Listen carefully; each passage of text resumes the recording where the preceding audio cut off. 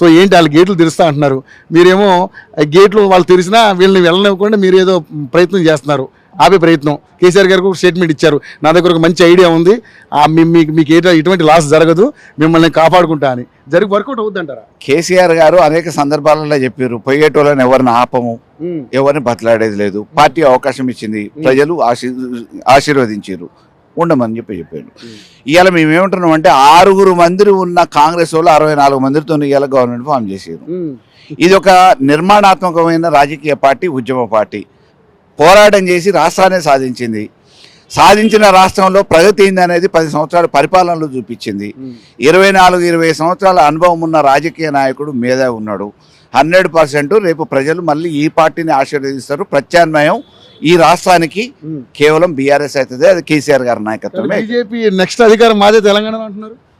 చూస్తున్నాం కదా already fade ఎట్లయితుందో, ఆయన వెలుగులు ఏ రకంగా దిగజారిపోతున్నాయి అనేది నరేంద్ర మోడీ గారి మన పార్లమెంట్ ఎన్నికలలో రుజువైంది. రేపు మళ్ళీ జరగబోయే వివిధ రాష్ట్రాలలో జరగబోయే అసెంబ్లీ ఎన్నికలలో బీజేపీ పరిస్థితి ఏ రకంగా ఉంటుంది అనేది రేపు చూస్తాం. కాబట్టి దేశవ్యాప్తంగా వాళ్ళ ప్రభావం తగ్గుతూ ఉంది బీజేపీది. అట్లని చెప్పేసి ఏదో కాంగ్రెస్ కూటమి పెరుగుతుంది అనడానికి కూడా అవకాశం లేదు. ప్రాంతీయ పార్టీల ప్రభావమే రేపు రానున్న భవిష్యత్తులో దేశవ్యాప్తంగా ఉంటుంది. మనం పెరిగినటువంటి 8 ఏదైతే ఎంపీ స్థానాలు వచ్చాయో ఆ రకంగా వాళ్ళు చూసుకుంటే రేపు బీజేపీ ఇక్కడ అధికారం వచ్చే అవకాశాలు ఎక్కువ కనపడుతున్నాయి అనేది వాళ్ళ వాదన. ఇప్పుడు ఊహించటం ఎవరైనా ఊహిస్తారు. 400 పార్ అని చెప్పారు, 400 పార్. ఏమైంది మొన్న?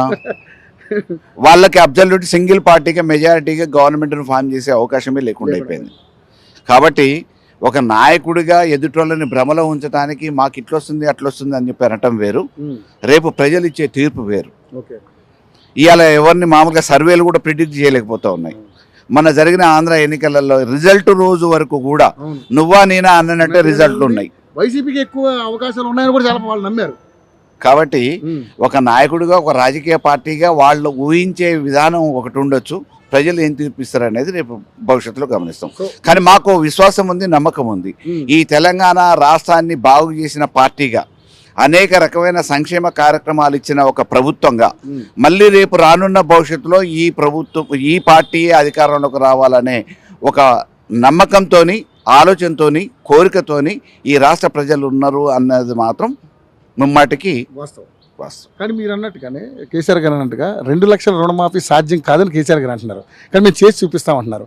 2 లక్షల రుణమాఫీ జరిగే అవకాశం ఉందంటున్నారు. దానికి ఎన్ని నిబంధనలు పెడుతున్నారో చూస్తున్నాం కదా. ఎన్నెన్ని మామూలుగా దాన్ని వాయిదా వేయటానికి చెయ్యలేక గొంతమ్మ కోరికల మాదిరిగా రకరకాలుగా ఏవేవో తిరకాసులు పెడతా ఉన్నారు. ఈ తిరకాసులతో ఎంతమందికి ప్రయోజనం జరుగుతుంది? ఆ రోజు మామూలుగా మీరు చెప్పలేదే, మీరు ఉరికిపోయి మామూలుగా తెచ్చుకొని December 9న మామూలుగా నేను రుణమాఫీ చేస్తా అన్నప్పుడు నిబంధనలు ఏం చెప్పలేదు, అందరినీ తెచ్చుకోమన్నారు, అందరూ తెచ్చుకున్నారు. అందరికీ ఇవ్వాల్సిన బాధ్యత ఉన్నది. ఇవాళ మళ్ళీ కొత్త నియమ నిబంధనలు ఎందుకు వస్తున్నాయి? కాబట్టి వాళ్ళకి అధికారం కోసం నోటుకు వచ్చినట్టు మాట్లాడారు, అధికారం వచ్చింది, ఇవాళ చేయలేక ఏదో తిరకాసులు పెట్టి వాయిదాలు వేసే క్రమంలో వాళ్ళు ఉన్నారు. డెఫినెట్గా ప్రజలు దీనికి పశ్చాత్తాపడుతూనే ఉన్నారు. కాంగ్రెస్ని తీసుకొచ్చుకొని అనవసరంగా రాష్ట్రాన్ని ఆదాయం చేసుకున్నామనే ఒక భావన ఇవాళ అన్ని వర్గాల ప్రజలలో వచ్చింది, అన్ని ప్రాంతాలలో వచ్చింది.